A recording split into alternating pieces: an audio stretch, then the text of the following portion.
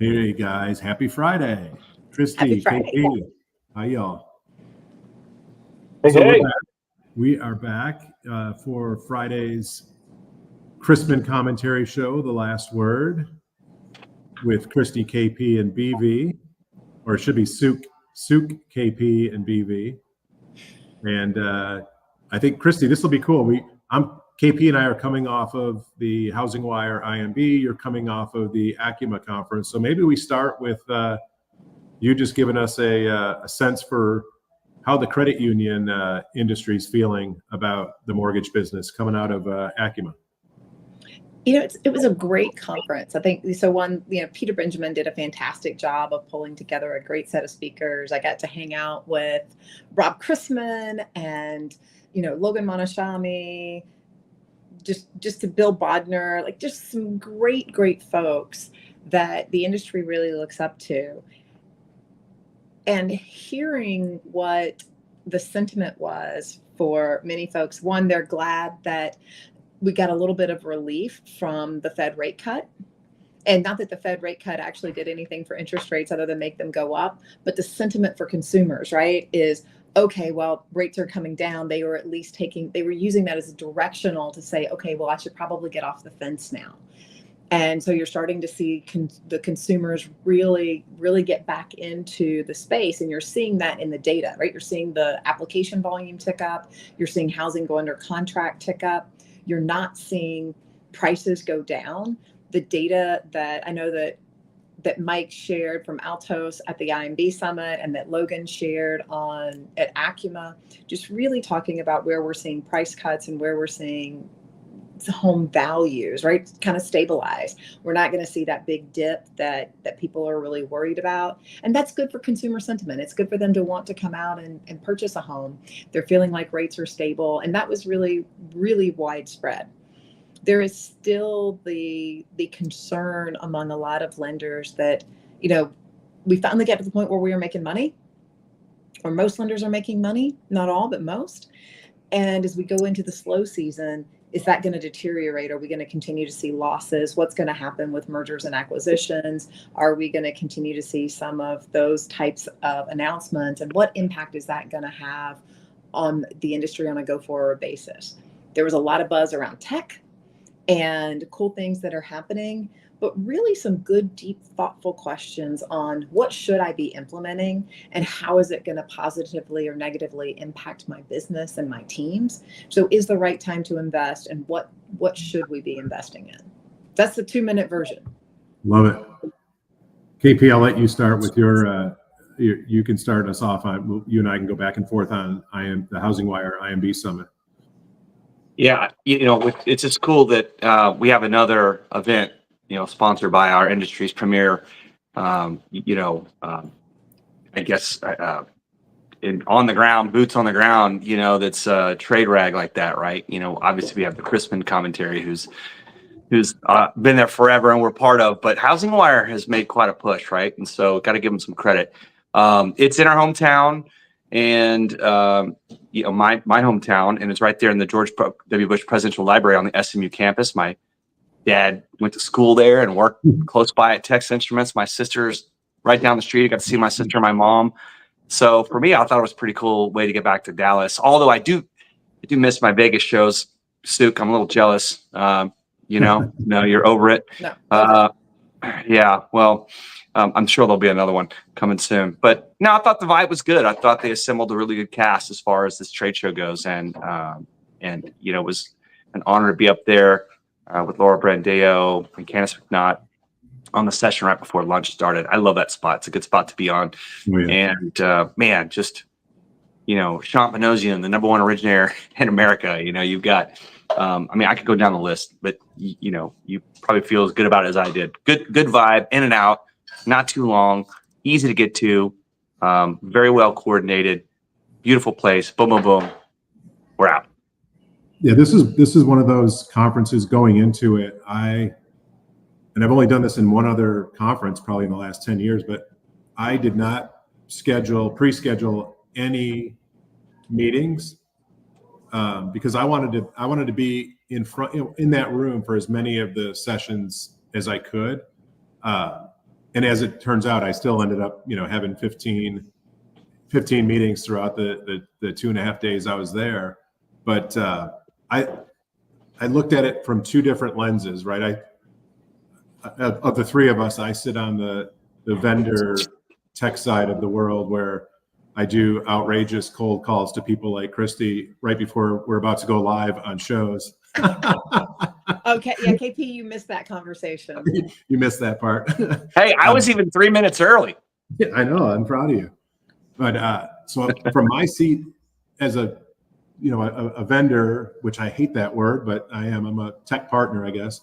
It was an awesome conference. The people that were in the room were like people that I was either wanting to talk to or have been talking to. And so I advanced a lot of conversations that way, and talking with other folks that are in my seat, if you will. They felt it was really powerful from that perspective. But then I always put myself in the shoes of who I think is the target attendee, which both of you, I think, would fall into that. Christy, even though you're not an IMB, I think the format, the commentary and the content is really relevant to how you look at. She's a legacy IMB. She was an OG IMB.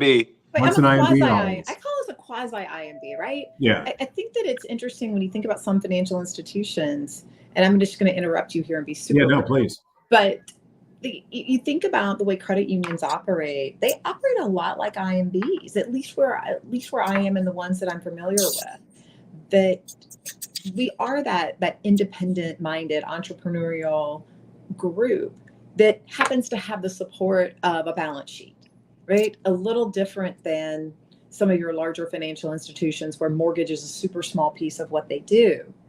It's a huge piece of what we do. So I treat us more like an IMB. Yeah, I agree. It's a members first, mantra at, your credit union and a lot of credit unions. It is a little bit different. Of course, you just have to have a board that has the appetite to also want to play in that space and hire someone like you and your team to come in and actually put attention on that. And so I agree. They're not all banks and credit unions are alike, though. But when you get into the banking world, you get bigger, you get more regulation, they make more money in other places, and in mortgages, sometimes an afterthought, right? So anyway. So one thing I wanted to just pull out of the conference that I just think it's good to update and remind people on this issue. We've talked about it probably in the last 5 or 6 shows. It's the trigger lead legislation. Not that we're going to hammer on it deep, but Bob Brooksmith gave an update, a really good update, kind of in real live time on Tuesday, and he shared with the audience that there's three carve-outs as it relates to this legislation, right? And I don't think everybody knows that. I talk to a lot of loan officers every day, and most are even surprised there's anything going on with trigger legislation, even though we've been talking about it. And so I just wanted to share with the audience here and just make sure people really understand that trigger leads are not, quote unquote, going away. Maybe the trigger leads as we know them and are annoyed by them, and our consumers are really harassed by them, those are going away.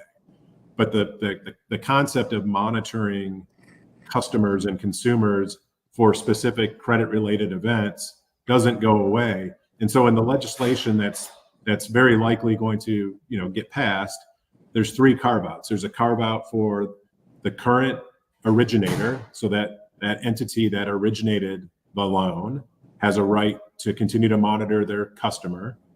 There's a carve-out for the current mortgage servicer that's now servicing that loan. Could be the same as that originator, but in most cases it's probably not. That servicer has a right to monitor that consumer.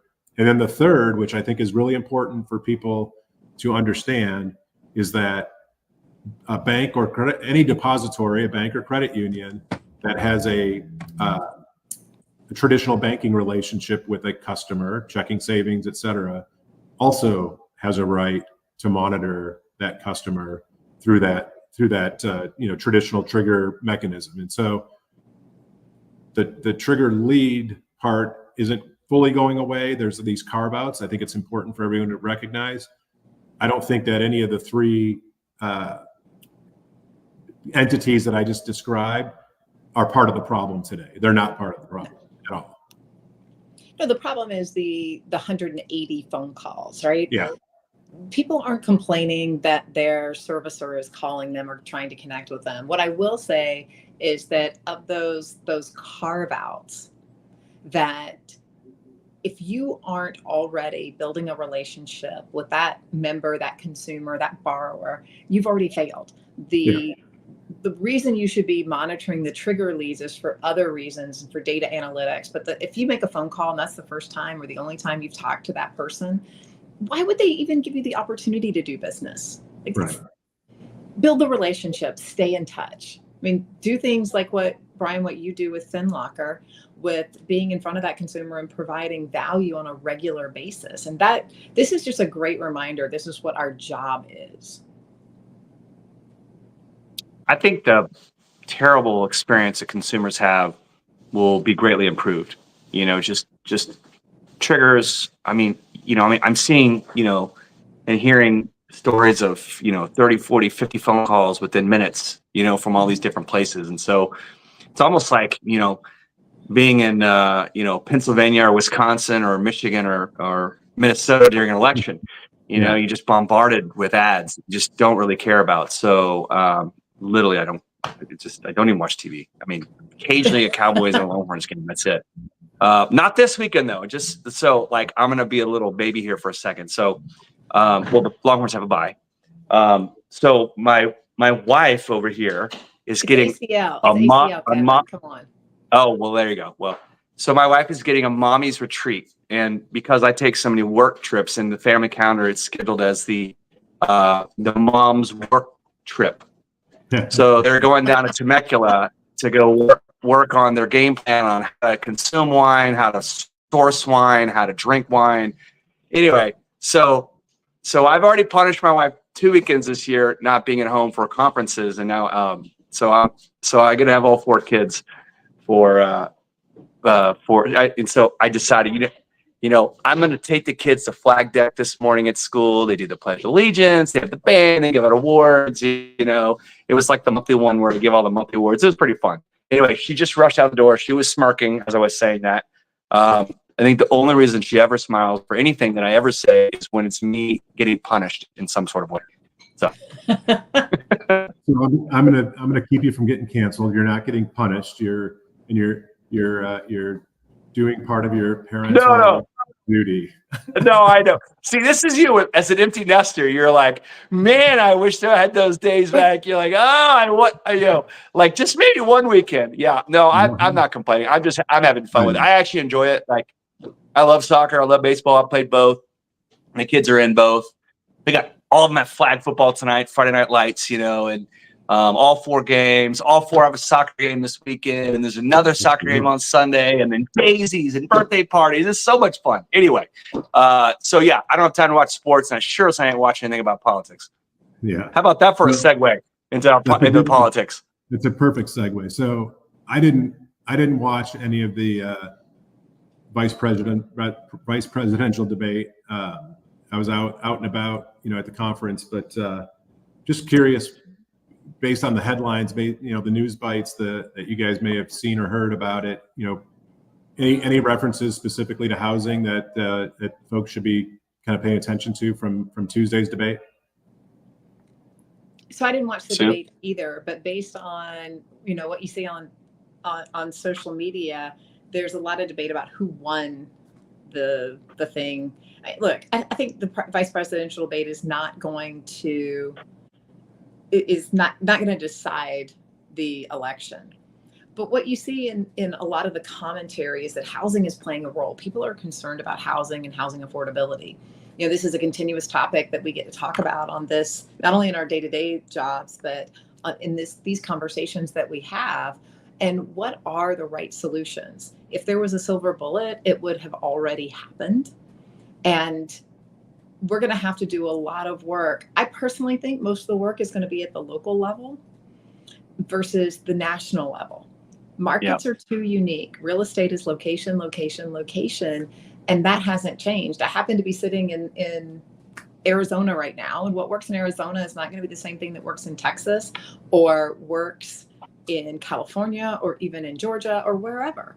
And so you've got to get involved at the local level. And this is an opportunity to talk about the organizations that you're involved with. I know, Brian, you're really involved in the Michigan Mortgage Lenders, and Kevin, you're with the California group. And I know that you do some at the local, even the more local level than just the state in the areas you guys live in.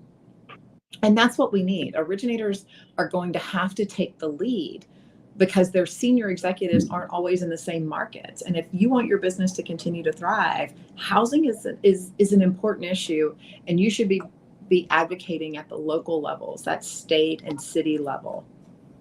Yeah, I agree. I mean, honestly, like when it comes to the presidential debate, I'm just here for the memes.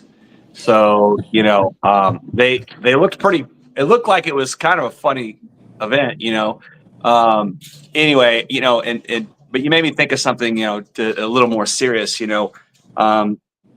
just had a huge hurricane with Helene, and it's unbelievable. One of our account executives, in, the Cary, Charlotte area, I texted her the other day to make sure she's okay. She said, it wasn't too bad. But her husband is I believe part of National Guard, and he got called up to go help. And like one of his buddies, was already out there the day before, and he found 6 bodies. I mean, they're literally like just uncovering people in rubble, and so it's pretty bad. And so when I think about national housing policy, I mean, I don't know if I'm realist or if I'm jaded or if I've become a crusty old veteran when it comes to politics, but I don't believe a word they say. It really doesn't matter. There are some executive orders that could make sense, and so it's nice to understand maybe kind of a feel for what you think a president would do. But I've already seen both of them in action for 4 years, so I pretty much know what they're going to do. I know what's at their roots. I know how they think. I know their ideology. I know how they look at the world, and so the vice president debate doesn't mean anything to me. If they could make some kind of pivot to fund these hurricane victims, I mean, at least show support, show up on the ground and tell them the help's on the way. And I know it's not an equivalence here. And I know it's kind of a funny meme, but it is worth mentioning. I mean, when you send $100 billion to Ukraine, and again, I think we should be there, assisting on that front, but also assist at the home front, right? And so it's a funny meme to go, we send $1 billion to Yemen, and $1 billion to Uganda, and hit $100 billion to you. Like it's a juxtaposition that makes you think just how messed up our government is when they say, well, FEMA's out of money. So because we're at the end of this saying, and we're just now passing budgets, and FEMA can only get $750 out per victim, they're out of money. But we somehow find a way to send this other money to other countries. So find a way here. This is a disaster. This is our war on the home front against, whatever you call it, climate control or just natural storms or whatever. And if they want to talk about policies, they should nationalize insurance. And I know it's way easier said than done, because every state controls homeowners insurance and the funds. But, we have a national flood insurance fund, which is kind of a nightmare because they have to fund it all the time, and you get little periods where you can't write policies. But if they want to talk, something that's prescient, at the moment, they should talk about how to climate risk. Like I'm not Greta, Thunberg over here. Like I'm not some like extremist, but climate risk is a real deal. We have collateral on the ground at all of our companies, and look at every storm that comes through here. It wipes out billions of dollars in real estate, and it just makes reduces the supply, displaces people, increases insurance, and it's just a problem. And so, it's something that maybe some national attention by the federal government should be paid to. I saw a statistic this morning, and I'm not going to even try to remember it because I can't, but it was an astronomical high percentage of the homes in the geography where the hurricane came through do not have flood insurance. Okay, but Brian, let's think about it. Why, if you're on the side of a mountain? Yeah, exactly.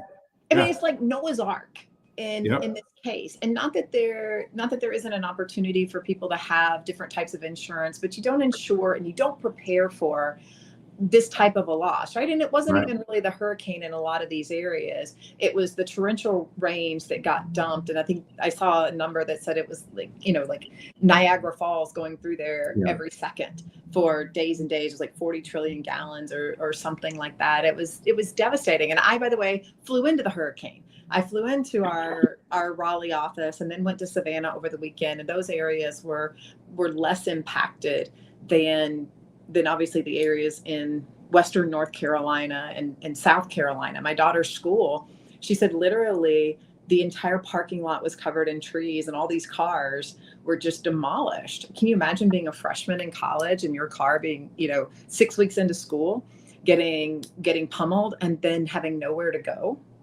and no food? I mean, the school did the best they could. They were feeding folks, but you're getting chips and sandwiches out of a dining hall because they don't have, they had no electricity, they had no whatever. And when we think about our role in helping people have home ownership, it goes beyond. We, as an originator, I know I said, hey, I'm here for you after the closing. So what does that look like? What does it look like for us to be on the ground? I've seen so many realtors that are collecting supplies that are in that area and bringing them out to folks who have no running water, no electricity, and aren't expected to get it for, maybe weeks, given the power lines that are down and the destruction to some of the other equipment. So what is our role? Because to me, we can't rely on the federal government for everything. We've really got to do our piece locally on the ground, because it's going to take a lot to rebuild those places. Folks aren't going to have a place to live. They're not going to be able to go to work. So they may not have an income. So what does it look like for us to think about how do we act compassionately, with also understanding what our obligation is to the bondholder that has made these loans? And so I think there's a lot to discuss here. Yeah, a lot of times you see a forbearance when they're on the mortgage side, right? Servicers will do that, but the immediacy of creating more shelter for them and feeding them and getting water in there, that part is paramount right now. And maybe their mortgage goes into forbearance, but what about their car loan and their car? They watched their car float away down this new river that didn't exist, and now does. And are they going to be able to get their house rebuilt? And how long does it take them to get back to normalcy?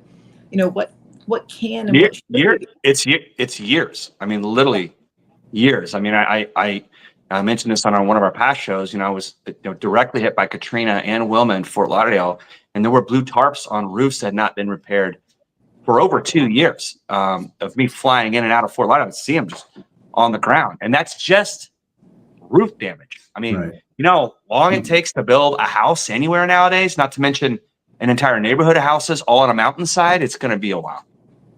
I do want to shout out a couple leaders in the industry and companies that have put their money. I saw Steve Jacobson step up out there. That was pretty cool. Jake did a tremendous job that Jake is doing. Steve and team at Fairway, CEO at Fairway, for those who don't know. Movement Mortgage through their foundation is very active. I'm sure there's dozens of companies that are in it from our industry, to your point, Christy, that are local and engaged, but too often the news only talks about the negative stuff in our industry a lot of times, and so I think it's important to recognize when leaders of these companies step up and like I said, put their money where their mouth is. So great job, Steve and Fairway and Casey and the Movement team and all the other companies that are on the street. Casey broke out the old Panthers jersey and his biceps look like they still kind of fill it out. He rallied the troops there, and they put some love and effort into this storm and their victims. So great group over there as well. But also shout out to my boy Jason Stenger. There you go. Love Jason. It brings up the question: what risk do we have as in our industry with our portfolios, should we be looking at climate data? Should we be recommending things to our Yes. customers to protect them? And where do you go and get that data? And how do you make sure that you're utilizing it adequately?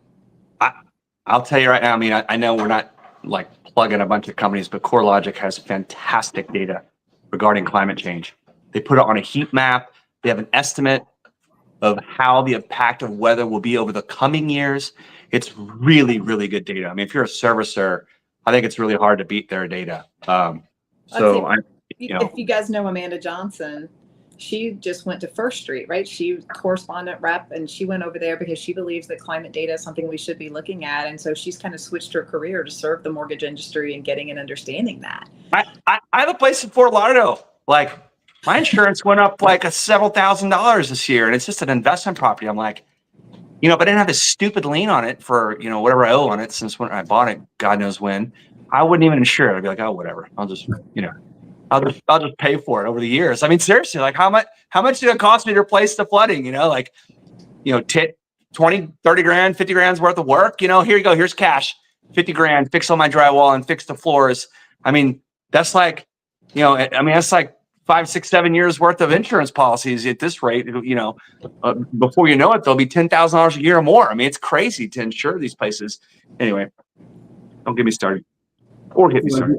I think we hit on it a little bit last week, but there's the the cost of insurance now is squarely impacting affordability, right? It's not. That used to not be something you talked about as being a significant hurdle and taxes for a home buyer, right? Taxes too. I mean, that taxes and insurance are shockingly high. I'm telling you, we're looking a lot like Europe. So, it just erodes the middle class. It makes it harder to get into a home. I mean, we have an $802,000 conforming limit now that we've put out. We were like the third lender in America to put it out, and $802,000, and that's after your down payment. Now, obviously, we're in markets where we're trying to serve veterans who are on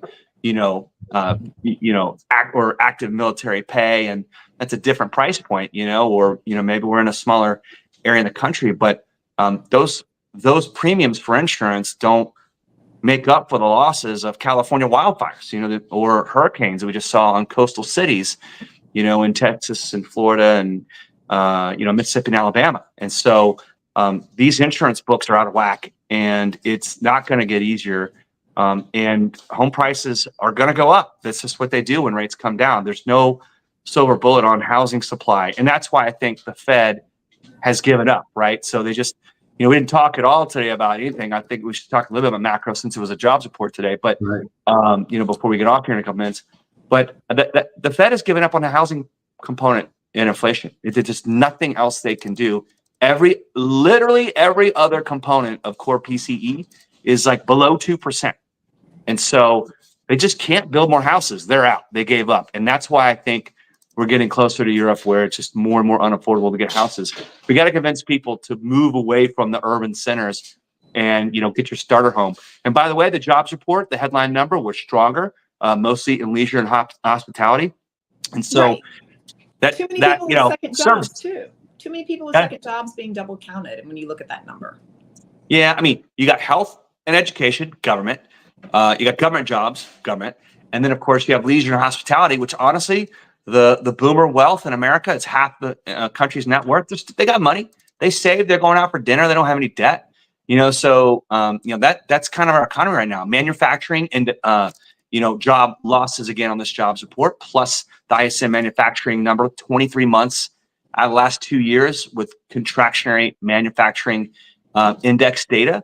And so we took a 50 basis point rate cut off the table today. It should only be 25, but the rates are still highly restrictive, and it's very restrictive on the poor. And the jobs that are being created are much, much less overall than a year ago. There's a lot more part-time gigs, second gigs, like you said, Suk. And so it'll be interesting to see, do we have like an up quarter, a down quarter, an up quarter? Like, are we kind of going up and down in our GDP reads and this soft landing? It's softish. It's not. It's soft. So, but anyway, today was a friendly jobs report, compared to last month for sure. I've got Thanks. nothing to add to that. Yeah, I mean we're at 10:30. I try to give the man a right 10:30 so you can just take us home. Christy, anything to close us out here? No, I'm going to leave it to you. We got to wrap it up. We got to give folks they got to go out and bring in some new loans, because hopefully we're going to keep our profitability and we can at least continue to buy McDonald's, There you go. through the end of the year. Well, that's not a given either. That the Happy Meal, or the what do they call it? The $5 Happy Meal. You don't get much anymore for that. So KP, I know we don't have you next week. You're going to be doing the Red River, whatever the thing is called. We used to call it the Red River Shootout, but now it's the Red River Rivalry. Anyway, so both Texas and Oklahoma, it's our first game against each other in a neutral site at the Cotton Bowl in Dallas. We'll be back at the Cotton Bowl, back in Dallas, and should be an ass kicking. Although you never know with that game. He doesn't look too good. Now, I may pop in. Just saying. Okay, so I'm going to be on a golf course. I am off. I play traditionally once a year in this 6-man scramble. It's kind of a shit show, actually. So I may pop in just to give you guys a laugh and see how it's going down, and try not to interrupt the show. No, we'll be waiting for your entrance next week. Christy, thanks so much for joining us here. KP, have a great weekend with kids. Looking forward to watching the Chronicles on your Instagram story.